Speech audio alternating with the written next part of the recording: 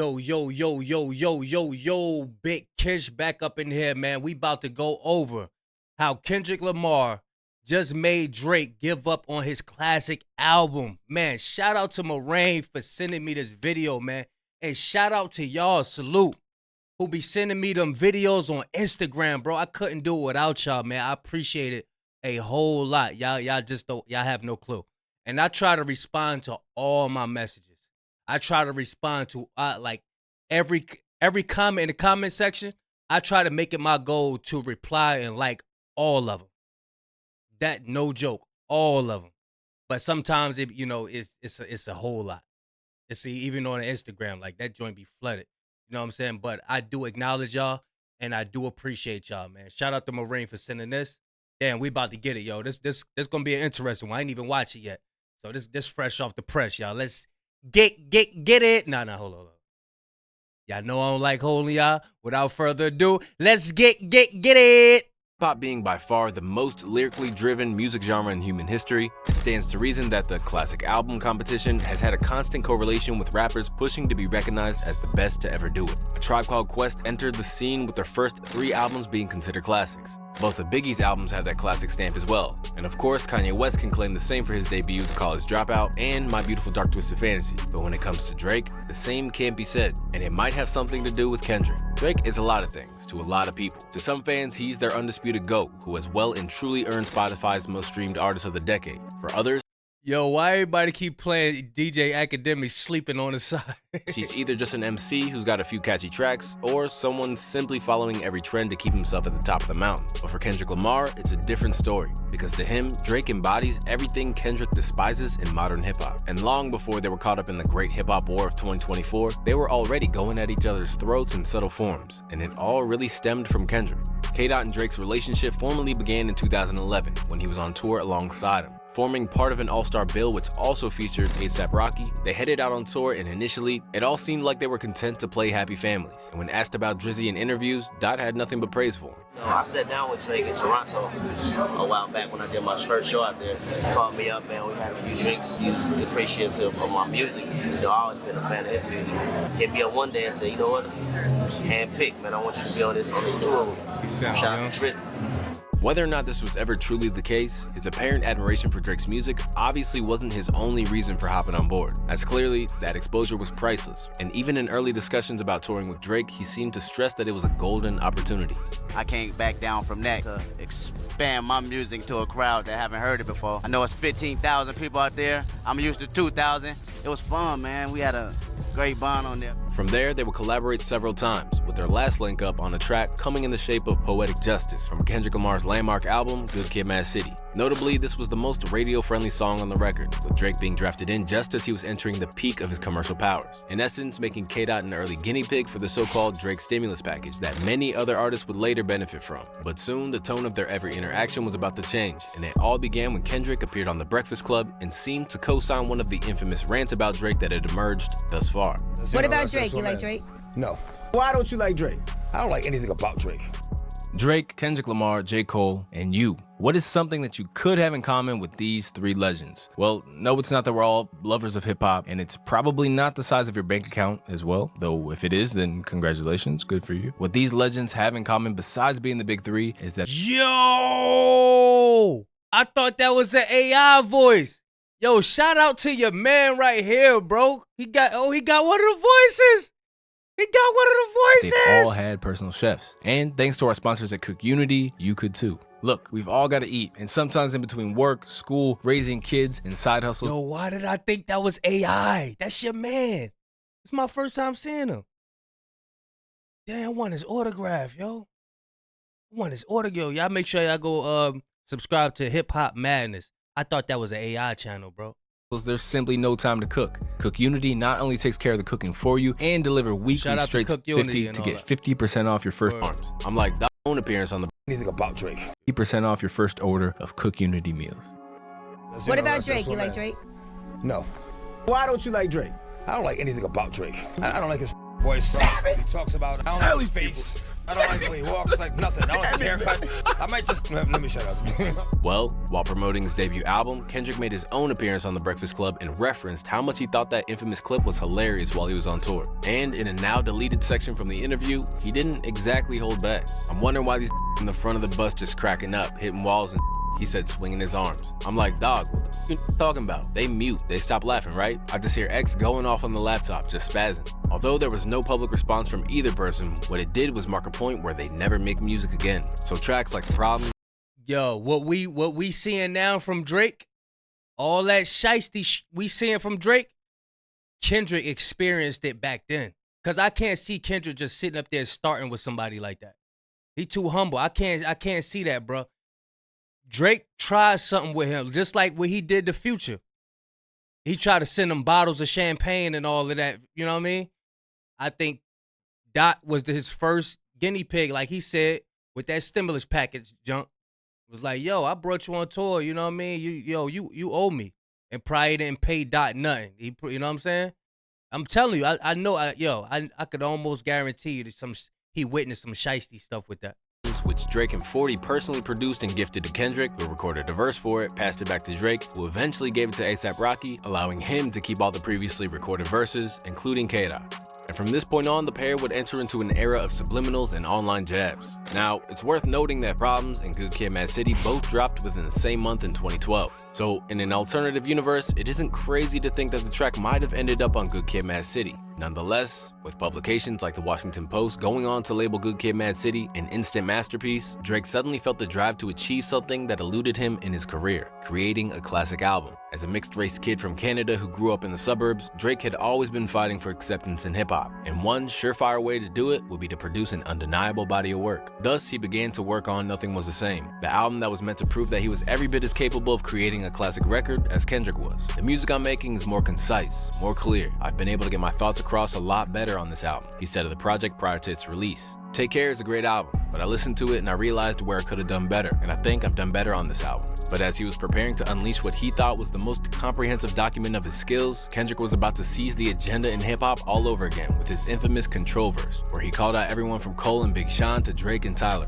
In essence, while Drake was prepping the world to pay heed to his skills and position himself as the undisputed king, Kendrick came and snatched the crown and the news cycle in one fell swoop. And to say that Drake was salty afterwards would be an understatement. It just wasn't real to me. I saw him after that, and it was just like love. So it's like, was that real or was that just like for the people? Those were harsh words. You can't just say that and then see me and be like, yeah, man, what's up? Pretending like nothing ever happened. Like, to me, that's not like the nature of battling. I mean, there's passion behind it. There's anger. Yo, how could you say that's not the nature of battling?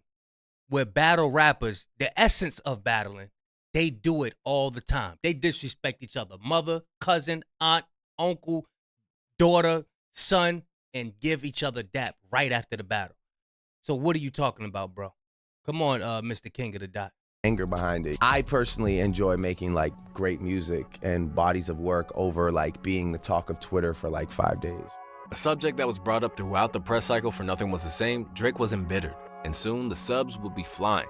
As the album that he'd hyped up so much emerged, fans noted that the language from Nothing Was the Same seemed to be taking aim at not only the adulation that Kendrick receives, but would suggest that Control was a cheap ploy for attention. I don't know why they've been lying, but your is not that inspiring, he rapped. Later in that same verse, he spews, any rapper that's talking that just to get a reaction. And later, I'm the kid with the motor mouth. I'm the one you should worry about. But Kendrick was anything but concerned. If anything, this was the reaction that he wanted to get, because soon he'd respond on his own accord with his feature on J-Rock's Pay For It. Spit in, this ain't no warning shot. This is a relevant henchman. See my opponent, then cease your existence. Then there was Kendrick's decision to take aim at Drake during the 2013 BET Cypher. Yeah, and nothing been the same since they dropped Control and tucked the sensitive rapper back in his pajama clothes. Much like Drake, Bro, he killed that shit. I could watch that over and over, bro.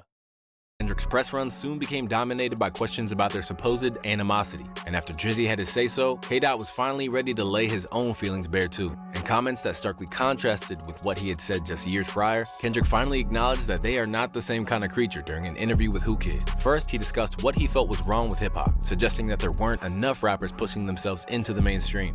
It's just really about challenging yourself, man, and not being able to take things for granted, whether it's a hook Whether it's a verse, whether it's 4 bars, 8 bars, a chorus, you gotta give it your shot. This is a 1 in a million thing to be in the industry and to be doing it on this level. But from there, he got much more specific, talking explicitly about why he wants nothing to do with Drizzy anymore. Would Drake be somebody you would like to have some fun with? Nah, we come from 2 different worlds, 2 different backgrounds. I really Have some fun with. What you mean, man? That shit ain't come off right. Much more specific, talking explicitly about why he wants nothing to do with Drizzy anymore. Would Drake be somebody you would like to have some fun with? Nah, we come from 2 different worlds, 2 different backgrounds. I really don't see that playing out as entertaining. Maybe to the people listening, but not for myself. The state of hip hop is wild. It's in a place where creativity is at a stagnant point. And there's a lot of records that I do enjoy, but at the same time, it get to a space where it look like we just stuck now. They ain't giving us our respect because they feel that we ain't out here representing the foundation of saying what you want to say rather than just listening to what the next man is saying or what's hot on the radio. Hip-hop was built on originality. Here, Kendrick. Yo, that's so true, bro. Do y'all remember when the hook used to match the verse? And at one point in time, the verse didn't match the hook no more. It just stopped. I remember it with DJ Khaled. He'd hype up a song, and the song title, in the verses, I have nothing to do with the song title. Nothing to do with it. Kendrick effectively distanced himself from Drake, just like he's done persistently during their current beef, suggesting that he, a mixed-race kid from Toronto, wasn't truly a part of hip-hop like he was and never would be, in essence creating a differentiation in terms of how they should be viewed and the level of respect they should command. And soon, this would spread far beyond Kendrick and lead to Drake giving up on a classic album entirely. It all started with the 2014 Grammys. That night, both Good Kid, Mad City and what Drake believed was his magnum opus in Nothing Was the Same were set to square off for the award of Best Rap Album. But things were going to go left when neither of these records picked up the win, and the commercially dominant Macklemore and Who is this dude? Who the f is this? Who is that? Ryan Lewis project, The Heist, took the award home. In the aftermath, the public were outraged, but not on Drake's behalf. Instead, they were horrified that K-Dot and K-Dot alone had been overlooked. Apparently, none more so than Macklemore, who hopped on Hot 97 to apologize for something that was ultimately beyond his control. First and foremost, Kendrick is a friend of mine. I love his music, and in my opinion, had the best rap album of the year. That's what happened. It kind of sucks. I think we made a great album. I think that Kendrick made a better rap album. Knowing how the Grammys usually go, I knew that there would be a great chance that we would win that award and, in essence, rob Kendrick. But once again, Drake was about to get in his feelings and show how much he despised being overlooked in favor of Kendrick. That was whack as he told Rolling Stone. I was like, you won. Why are you posting your text message? Just chill. Take your W. And if you feel you didn't deserve it, go get better. Make better music. You think those guys would pay homage to you if they won? This is how the world works. He made a brand of music that appealed to more people than me, Hov, Kanye, and Kendrick. Whether people want to say it's racial or whether it's just the fact that he tapped into something we can't tap into. That's just how the cards fall. Own your To name just Kendrick, that made me feel funny. No, in that case, you robbed everyone. We all need text messages. Once again, Drake's transparent desire to be viewed in the same breath as K-Dot in terms of being a vitally important artist to the culture has been exposed. Because try as he might, he simply couldn't produce something that spoke so resoundingly to the culture as K-Dot had. Because after attempting to craft a genre-defining masterpiece and not getting the plaudits he felt he deserved, Drizzy decided that he couldn't accomplish that feat on his terms. Since Nothing Was the Same and onwards, Drake's status as hip-hop's ultimate chart topper has become an integral part of his branding. From the days where he suggested that he should probably sign to Hit Boy cause I got all the hits boy, through to declaring that if I touch the studio then we got one, on Scorpion's Can't Take a Joke, all signs suggest that by now, Drake keeps his mind fixated on the anthems that can be supported by cold, hard sales, rather than creating a classic album with no skips. As a result, Drake and Kendrick's paths permanently diverged. By hopping on everything from TikTok dances to pandering to younger fans with features, Drake wound up doing everything that K-Dot had forewarned back in that 2014 interview with DJ Who-Kid. Meanwhile, Kendrick kept himself focused on creating comprehensive bodies of work, delivering an even more emphatic statement on To Pimp a Butterfly. Choosing to evade the safe option of turning around another album which was sonically familiar, Dot took a risk and produced a musical journey through the music of Black America, from jazz to soul and beyond. After a project like Nothing Was the Same never received the adoration that he'd hoped for, Drake would never take this kind of risk again. However, Lamar has continued to look at the game differently, trusting his fans to put in the hours to comprehend what's happening. It's not really a concept that I would want you to grasp in one day. I wanted to live forever. To Pimp a Butterfly is one of the moments where 20 years from now, it'll probably be a little bit more prevalent in your life than it is today. But that's not where the story stops, because moving along to the next stage of their careers, Kendrick and Drake would actually find themselves involved in another battle, and this time it was in Drake's home territory, the Billboard charts. Widely regarded to be one of his best works, Drake's If You're Reading This Is Too Late was a mixtape that embraced his raw persona, including his flaws, and resulted in something that felt honest. Effectively, although he hadn't created a classic, he proved that he was on the right path. I actually like a bulk of this album. Even if this record doesn't go down as one of Drake's biggest projects historically, I think it is my favorite commercial project that he's dropped so far. I'm feeling a strong 7 to a light 8 on this. No way!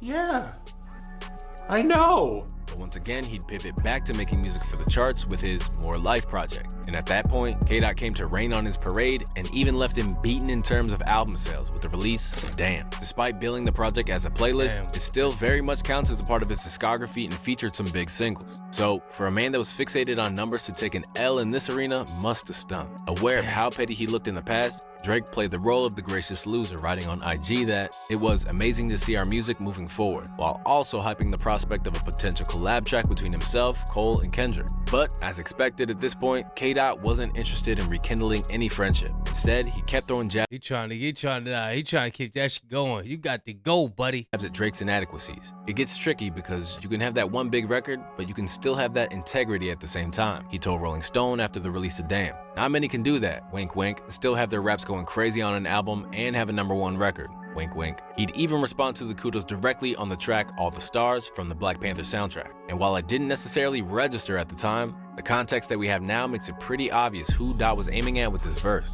Despite Kendrick's best efforts, it seemed like Drake was never really ready to fully shut the door on a relationship between them. Because as a new era approached in 2019, Drizzy publicly expressed his admiration for Kendrick one last time. I have a lot of respect for the other two guys that I'm up against, which is like Cole and Kendrick. I'm excited that the decade's about to turn and we're gonna see who can go that extra stretch. I think for all three of us, it is the time to see who can transcend the generations, much like Jay did. It's time to see, are we capable of another 5-year run? But now, that respect is like That was the healthy Drake right there. He was healthy right there. Generations, much like Jay did. It's time to see, are we? Yeah, that's the healthy Drake right there. No cheekbones, none of that. No bags under his eye, full beard. See, this was the Drake. Ain't nobody know about none of these allegations. None of that. Ain't nobody know none of that. This was like, oh, okay, Drake, yeah. So he make them, he got them fire songs. Oh, I like that beat. Yeah, I like. But when Dot had, when you exposed this shit, like, Drake, you be doing this? Ah, man, I can't rock with you no more, bro. Be capable of another 5-year run. But now, that respect is likely eroded completely. Left without the classic he craved but a whole host of plaques, Drake has accomplished many, many things in the rap game. But if Drizzy ever hoped to obtain acceptance, then Kendrick is just at that process a long, long way back. So what do you think? Did Kendrick force Drake into giving up on creating a classic album, or are we reaching here? Yeah, nah, you ain't reaching. Hey, you need to show me how you be making these videos too, man. Get in contact with me, man. For real. Bro, you be doing an amazing job with this. Y'all make sure y'all go subscribe to Hip Hop Madness, man. For real. This is, oh, man. I love these videos. I never knew he had a face. I thought this shit was AI. But yeah, y'all let me know what y'all think of the video, bro. Big Kish signing out. We gone, man. Oh, yeah, y'all subscribe. Get these likes up. Let's get to 1,000 likes. You guys, turn on post notifications. What else they be saying? I think that's it. But yeah, man, y'all get to these 20. Let's get to these 20K subscribers so we can get out that shmoney. All right, we gone.